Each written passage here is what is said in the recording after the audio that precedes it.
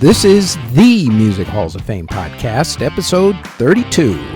This week, we honor the year 1993, along with a member of the Rock and Roll Hall of Fame class of 1993. We also look at the case for putting Joy Division into the Rock and Roll Hall of Fame. And our Spotlight Museum this week is the Country Music Hall of Fame and Museum in Nashville, Tennessee.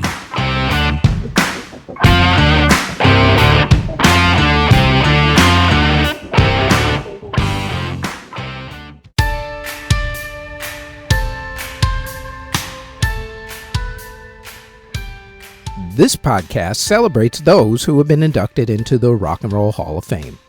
We'll also look at the case for certain artists to be inducted into the Hall who aren't there yet. Plus, every week we'll discuss a different musical Hall of Fame, Walk of Fame, or museum and celebrate someone who's been inducted into them. Let's start with our main focus of the podcast, which is the Rock and Roll Hall of Fame. The Hall Foundation was established on April 20th, 1983. Former Atlantic Records chairman Ahmet Ertegun was the head of the foundation at the time. 3 years later, a committee chose Cleveland, Ohio to be the site of the physical location for the museum over Detroit, Michigan, New York City, Philadelphia, Pennsylvania, Memphis, Tennessee, and Cincinnati, Ohio. I say physical location because members have actually been inducted into the hall since 1986, before the building was even opened. Cleveland was chosen because of what DJ Alan Freed did to promote rock and roll, including mainstreaming the phrase rock and roll, which was originally black slang for sex, and for also holding the first rock and roll concert.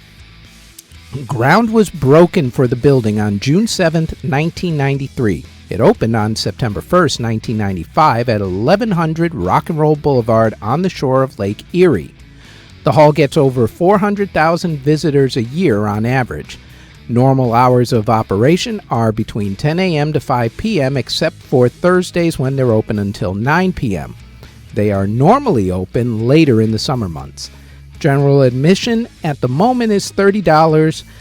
Children 6 through 12 are $20. College students, first responders, military members, and Northeast Ohio residents are $25, and kids 5 and under, Hall of Fame members, and Cleveland residents are free. ID is required to get the discounts. Rockhall.com is their website. That's rockhall.com. And as with all places these days due to COVID restrictions, check with the website for updated information and hours.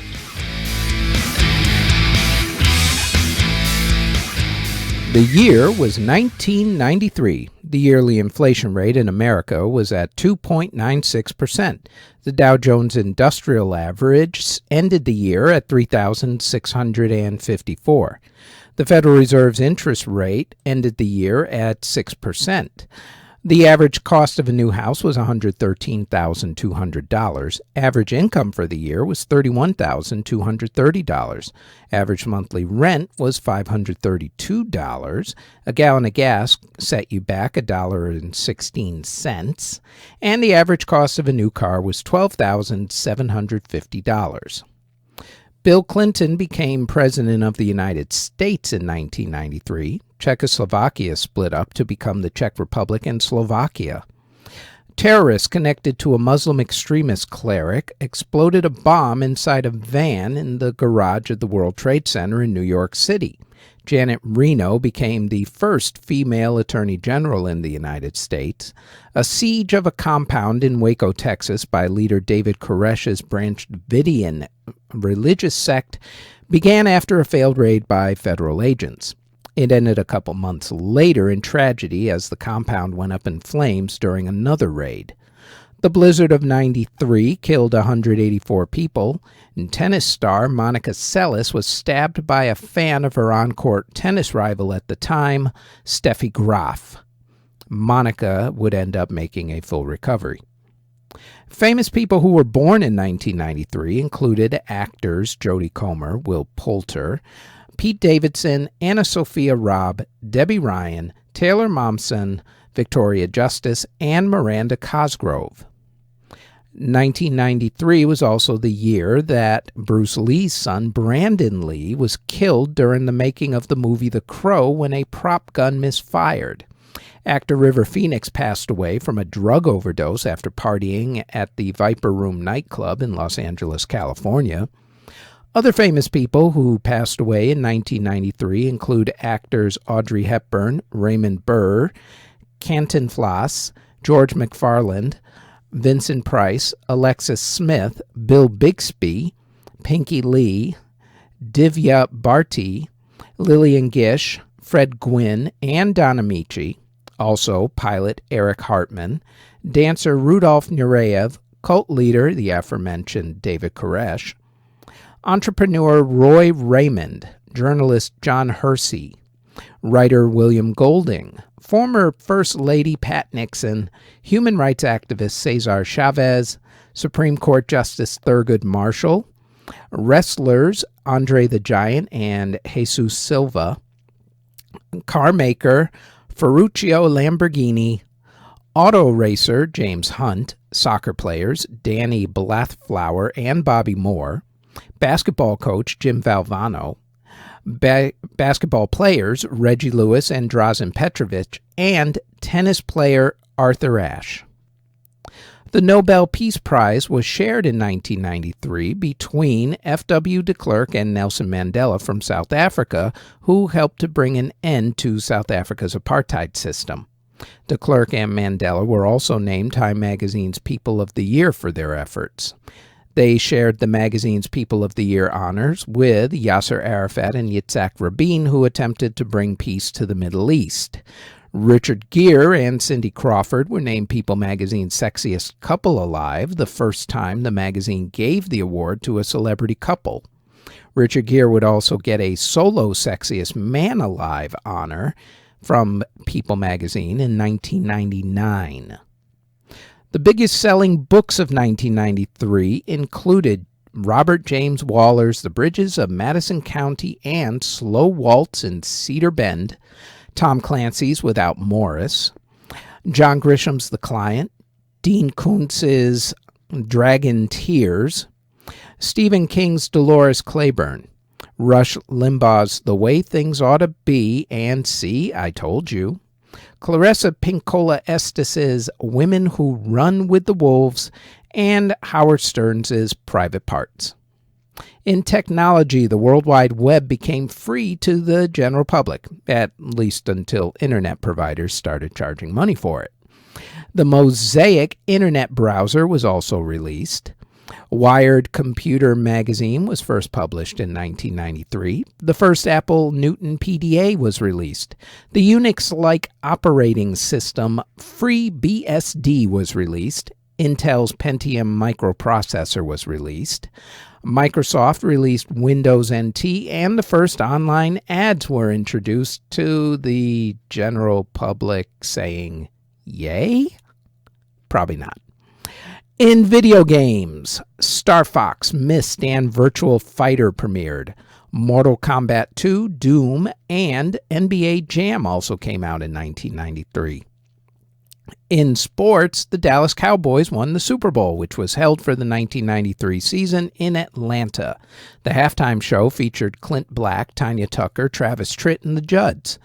Alabama won the NCAA College Football Championship. In baseball, the Toronto Blue Jays won the World Series on a series-ending walk-off home run by Joe Carter, while it was the first year for the Colorado Rockies and the Florida Marlins that year. In basketball, North Carolina won the NCAA men's college basketball tournament, beating Michigan's famous Fab Five team that included now Hall of Famer Chris Webber. Texas Tech won the NCAA women's college basketball tournament, while the Chicago Bulls won the NBA championship. Bulls superstar Michael Jordan retired from basketball that year, but was back to playing basketball only a few years later. Miguel Indurain won the Tour de France. Sea Hero won the Kentucky Derby but could not pull off the Triple Crown. Colonial Affairs jockey Julie Crone became the first female jockey to win a Triple Crown race when the horse won the Belmont Stakes. The Montreal Canadiens won hockey's Stanley Cup. In tennis, on the women's side, Monica Seles won the French Open, but was then stabbed by that fan in April. After that, Steffi Graf won all of the other majors.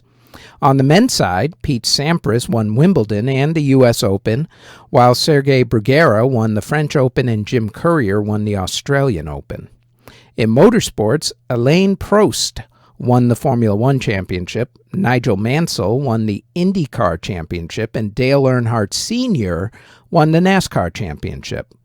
In golf, Bernard Langer won the Masters Golf Tournament, Lee Jansen won the U.S. Open, Greg Norman won the British Open, and Paul Azinger won the PGA Championship.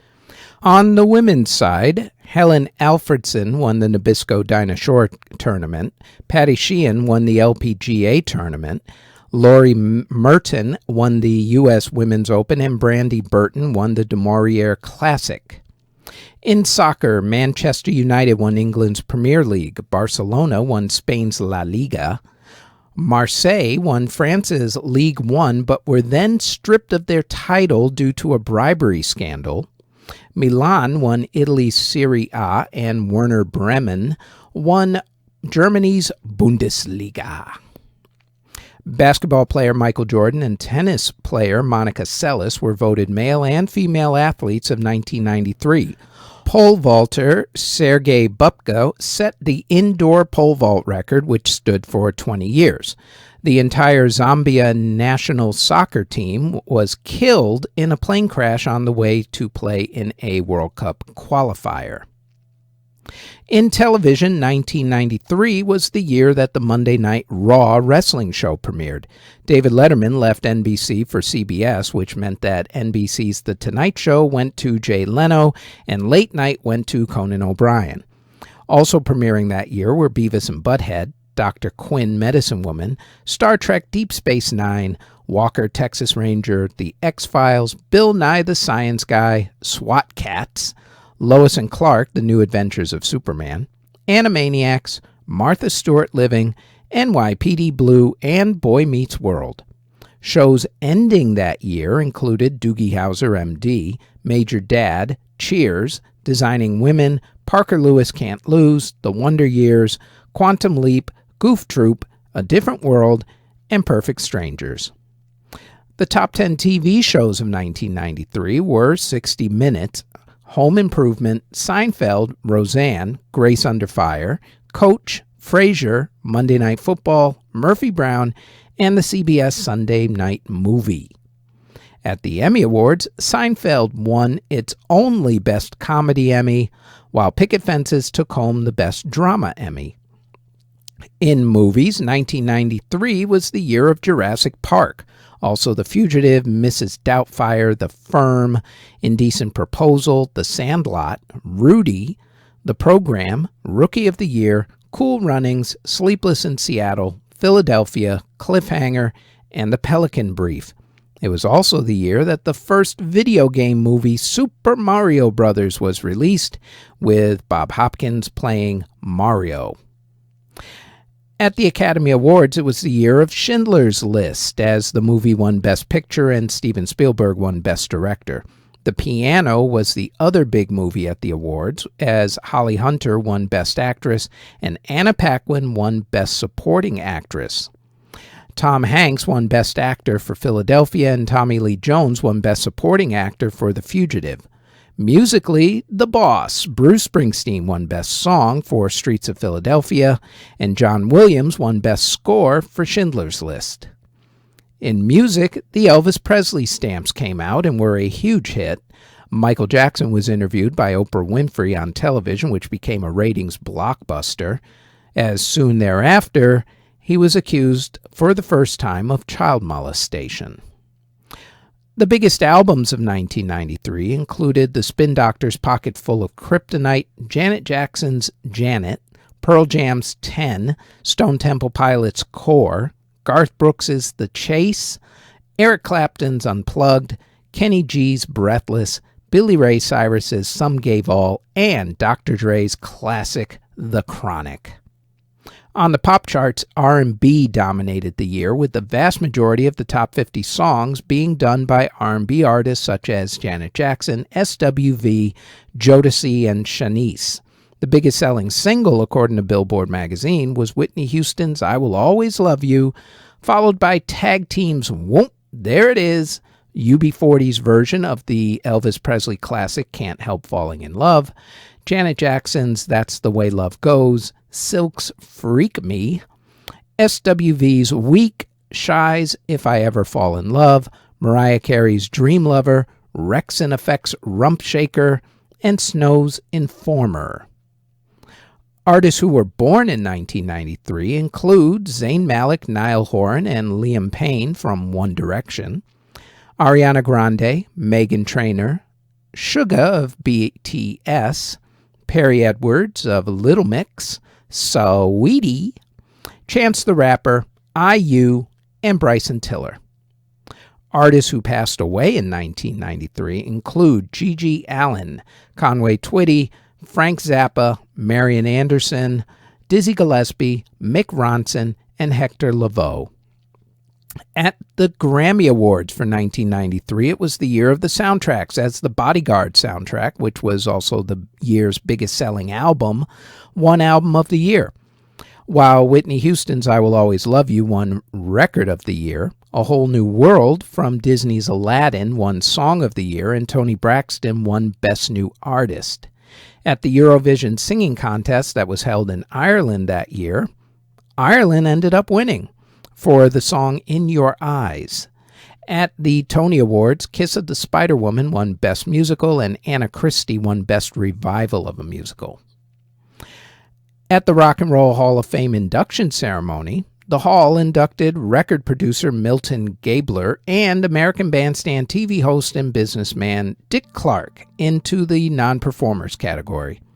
Dinah Washington was inducted into the early influencers category, and in the performers category, the Hall inducted Ruth Brown, The Doors, Frankie Lyman and the Teenagers, Sly and the Family Stone, Etta James, Van Morrison, Creedence Clearwater Revival, and this next group.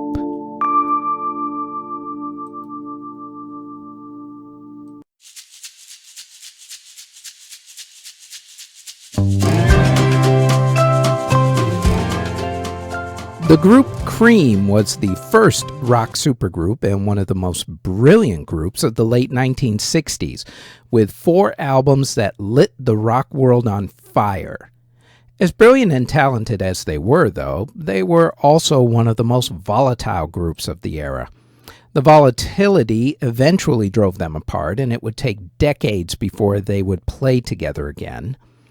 The group was a byproduct of other very successful groups of the 1960s. Eric Clapton was at that time already considered one of the greatest blues guitarists of all time, or as a famous wall graffiti said, Clapton is God. He had played in the Yardbirds and was just leaving John Mayall and the Blues Breakers. Drummer Ginger Baker was leaving the Graham Bond organization, and bassist Jack Bruce had left the Graham Bond organization rather unceremoniously. One night after watching Clapton perform with John Mayall, Baker gave Clapton a ride back to Clapton's home in London, England. During the ride, Baker mentioned that he was starting up a new band and wanted Clapton to join him. Eric said yes, but only if Jack Bruce could join and play bass. Baker, according to Clapton, almost crashed the car when he mentioned Bruce. See, Clapton and Bruce originally met when they were both in the Blues Breakers and then in a side project band with Steve Winwood of Traffic and Paul Jones of Manfred Mann called Powerhouse. From Eric's standpoint, Jack was good people. Ginger and Jack, though, not so kosher. To say that Ginger and Jack didn't get along is an understatement of the decade. While they were in the Graham Bond organization together, they would break each other's instruments. Things got so bad that they had fights while on stage. And Ginger had Jack fired from Graham Bond, but Jack still showed up at the gigs like he was still in the band. At least until one night, when Ginger pulled a knife on him and threatened Jack with it. Ginger really wanted Eric in the band, and Eric really wanted Jack. So, Ginger and Jack agreed at least to try to get along and make this band work, much how parents try to stay together for the sake of their children. The band considered going by the name Sweet and Sour Rock and Roll, then The Cream, before finally just going with Cream. It was decided that Jack would take lead singing duty since Eric was pretty shy about his singing at the time. The trio performed together on July 29, 1966. Since they didn't have a lot of original songs worked up at that point, they just put their own spin on blues classics. In the early days, for one night, they actually became a quartet when a fan of Clapton's, who had just started to make a name for himself in London, sat in with the guys. That fan was a guy by the name of Jimi Hendrix. Cream's first album was Fresh Cream and was released late in 1966. The album performed okay on the charts, going to number 6 in Great Britain and number 39 in America. The writing duties were split pretty much between the three of them. When they came to America to play some gigs, it really wasn't a big deal at the time, as people still didn't know who they were. At the time, Clapton was only well known to other musicians in America. He was not a household name, not yet anyway, as he had left the Yardbirds before that band actually made it big in America. When Cream first played, they were in the middle of the lineups at music festivals, and sometimes they only got to play one song, and then that was it. Show's over, they left. Still, it didn't stop them from coming back to America to record their next album, Disraeli Gears. That album was recorded in 5 days in May of 1967 in New York City and was released in November of that year. The album had the classics Sunshine of Your Love and Tales of Brave Ulysses. It also showed the range of the band as they combined psychedelic and blues rock. Right after they finished recording the album, they played in San Francisco and Los Angeles. At that point, they started to make a name for themselves with legendary shows where they played some songs for 20 minutes each. By the time their third album, the double album Wheels of Fire, came out in 1968, they were kings, with Wheels going to number 1 in America on the strength of songs like White Room. The problem, though, was by then, the band had gotten sick of touring and doing extended jam sessions on stage. And, of course, the tension between Bruce and Baker became a problem yet again. Clapton always had to be in the middleman, even though he was getting really sick and tired of dealing with it. According to legend, Clapton decided that he was through with Cream after Rolling Stone magazine reviewer and future Bruce Springsteen producer John Landau gave the band and Clapton a really bad review, calling Clapton, quote, the king of the blues cliché, end quote. The band announced that they were done in 1968. However, they were talked into doing one final album called Goodbye, which was recorded towards the end of 1968 and was released in early 1969. The song Badge was on that album. What has been forgotten throughout the decades is that by the time Goodbye came out, Cream had already left and said goodbye. They played a final tour, played 2 concerts in London that were recorded, and in late 1968, they called it quits. Baker and Clapton then got Steve Winwood to join them in making another supergroup called Blind Faith. Clapton then went on to Delaney and Bonnie, Derek and the Dominoes, until having an extremely successful solo career. Ginger Baker, meanwhile, went on to form Ginger Baker's Air Force, while Bruce went on to have a so-so solo career, if you want to call it that. 25 years after they broke up, they got back together and performed when they were inducted into the Rock and Roll Hall of Fame. Based on that performance, they decided to do some limited concerts together, but due to other projects, the trio didn't actually do a reunion tour until 2005, with mixed results. There was talk around 2007 about doing another concert, but it never happened.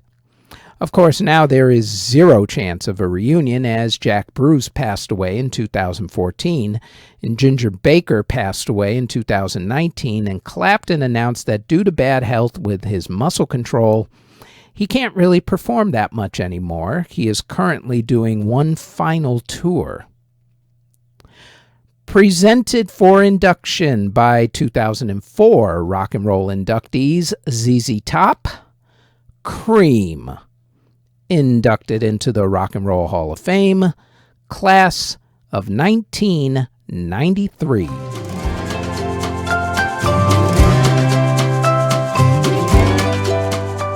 Before we look at this week's case for putting an artist into the Rock and Roll Hall of Fame, let's look and see exactly how artists are normally inducted into the Rock and Roll Hall of Fame.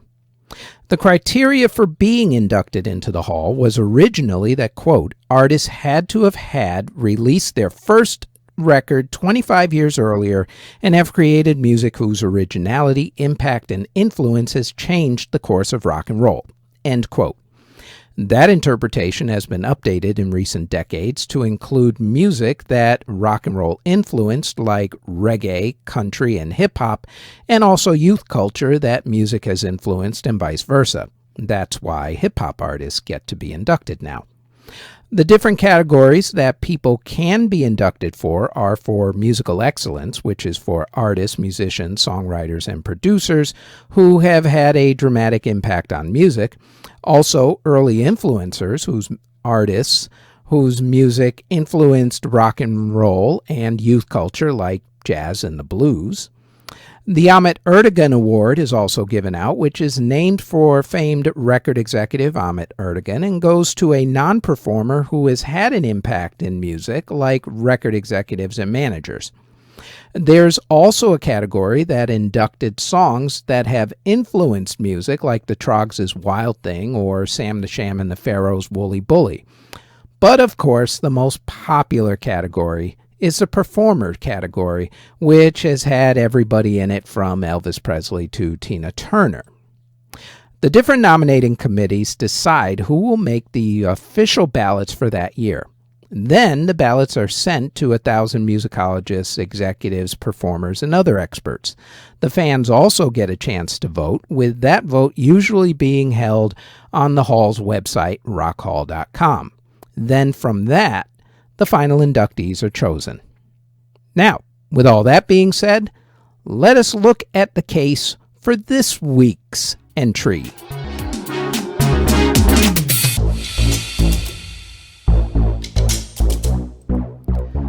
This week, we're going to look at the case for putting Joy Division into the Rock and Roll Hall of Fame. Joy Division's lead singer was Ian Curtis. Ian was born in England on July 15, 1956. As a child, he was very gifted, especially as a poet. Unfortunately, he was also bored in school and constantly got into trouble. He was caught shoplifting records and also stealing prescription pills from elderly people and selling them to his friends. These days, that would just be called hustling. On June 4th, 1976, Ian went to a Sex Pistols show in Manchester, England. That particular show would impact a lot of people who went. In fact, some of the people who went ended up so inspired that they formed their own groups that went on to change music, such as the Buzzcocks and the Smiths. That show was where Ian met Bernard Sumner and Peter Hook. They decided to form a group, found drummer Stephen Morris for the group, and called it Warsaw Pact, then Warsaw, and then its final name, Joy Division.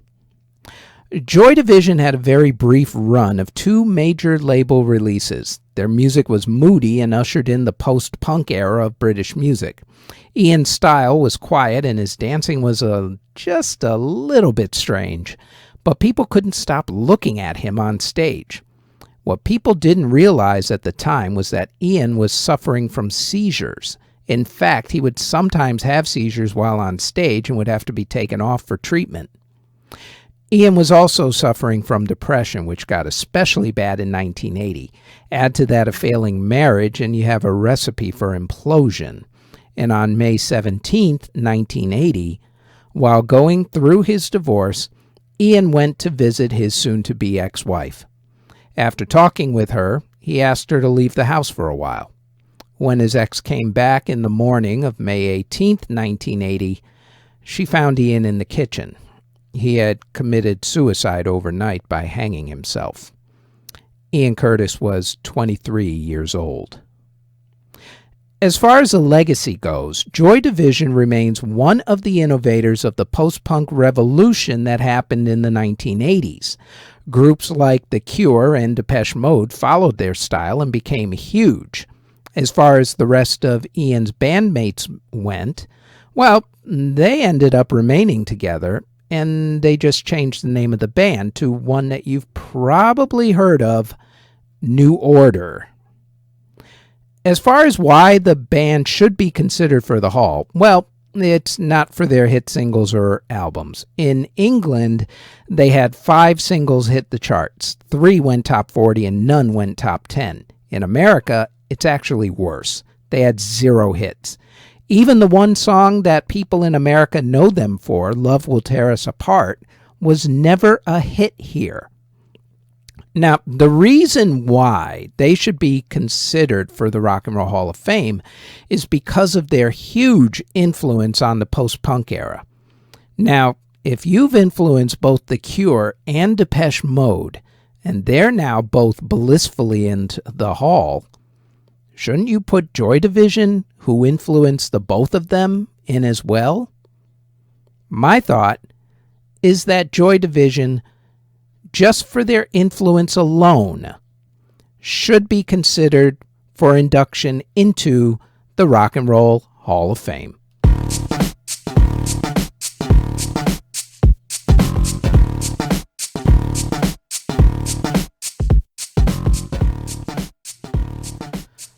This week's Spotlight Hall of Fame is the Country Music Hall of Fame. The Country Music Hall of Fame is located at 222 Fifth Avenue South in Nashville, Tennessee. The Country Music Hall of Fame Museum was opened on April 1st, 1967, but they started inducting members into the hall and museum back in 1961.